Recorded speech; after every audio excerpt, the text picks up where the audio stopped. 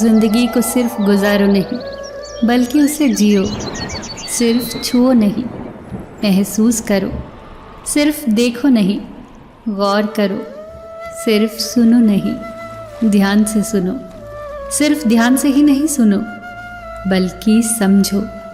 सिर्फ समझो नहीं, बल्कि उसे जीवन में उतारो।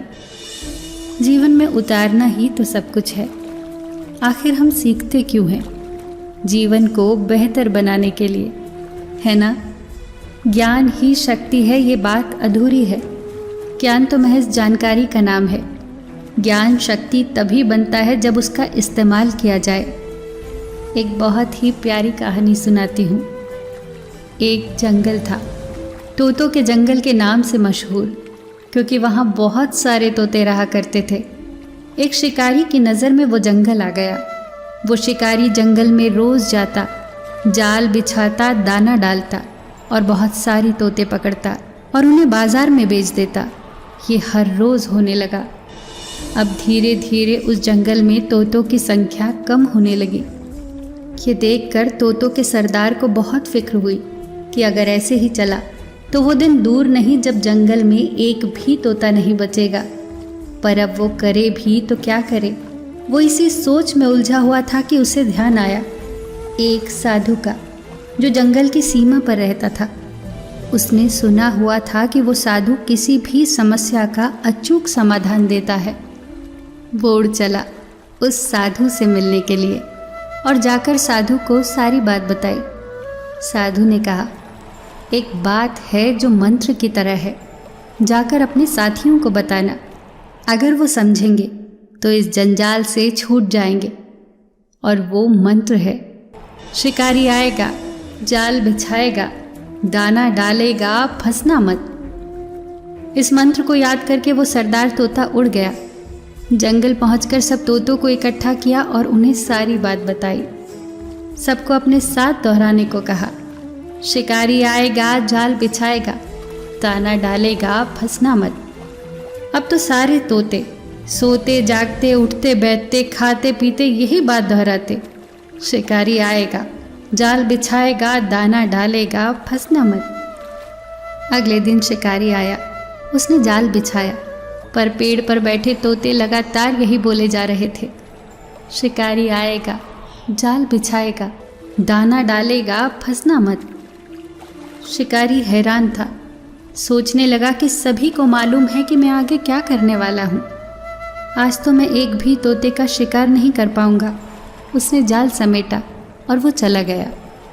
अगले दिन शिकारी फिर आया, पर सब तरफ यही आवाज़ गूंज रही थी, शिकारी आएगा, जाल बिछाएगा, दाना डालेगा, फंसना मत। अब रोज़ यही होने लगा।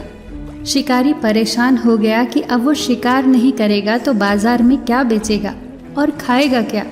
उसकी तो रोजी रोटी ही यही थी। हैरान परेशान वो रोज़ खाली हाथ घर लौटा था। एक दिन उसकी पत्नी ने उसकी परेशानी का कारण पूछा तो शिकारी ने सारी स्थिति बता दी। पत्नी ने मुस्कुराकर कहा, बस इतनी सी बात, आप फिक्र न करो। मैं एक साधु को जानती हूँ जिनके पास सारी समस्याओं का अचूक इलाज है। पत्नी शिकारी को लेकर साधु के पास गई और उन्हें सारी बात बताई। ये वही महात्मन थे जिनके पास तोतों का सरदार भी आया था। साधु सारी बात सुनकर बोले, गीता में पढ़ा है ना, कर्म करो, फल की चिंता मत करो, तुम अपना काम करो। तोते अपना काम कर रहे हैं, तुम अपना कर्म करते जाओ, बाकी सब ऊपर वाले पर छोड़ दो। जाओ, जाल बिछाओ, दाना डालो। अब तोते फंसे या ना फंसे ये उनके ऊपर। शिकारी ने वैसा ही किया जैसा साधु ने कहा था, पर तोते तो वही बात दोहरा रहे थे, शिकारी आएगा, जाल बिछाएगा, दाना डालेगा, फंसना मत। पर आज शिकारी ने जाल बिछाया, दाना भी डाला। सारे तोते वही बात दोहराते दोहराते एक एक करके जाल पर आकर बैठ गए और सारे के सारे तोते जाल में फंस गए। शिकारी आश्चर्यचकित था। ये क्या हुआ?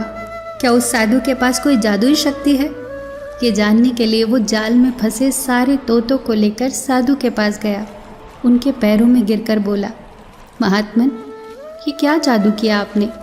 ये कैसे संभव हुआ? ये सारे तोते तो जानते थे कि जाल में नहीं फंसना है, फिर ये कैसे फंस गए? साधु ने मुस्कुराकर कहा, ये तोते केवल जानते थे, समझते नहीं थे। ये तोते केवल इस बात को दोहराते थे, बात पर इन्होंने अमल नहीं किया। अमल करना, यही तो वो जादुई शक्ति है जो इन्हें जाल में फंसने से बचा सकती थी। दोस्तों, जानकारी तो बहुत लोगों के पास होती है, पर जीवन में आगे वही जाता है जो उस जानकारी पर अमल करता है। ज्ञान का सही अर्थ ही यही है, जो जीवन में आपको समस्याओं से बाहर निकाले। पर ये तभी संभव हो सकता है जब आप अर्जित किए ज्ञान पर अमल भी करें। फिर मिलेंगे दोस्तों अगली कहानी के साथ। तब तक के लिए अपना ख्याल रखना और हमेशा मुस्कुराते रहना।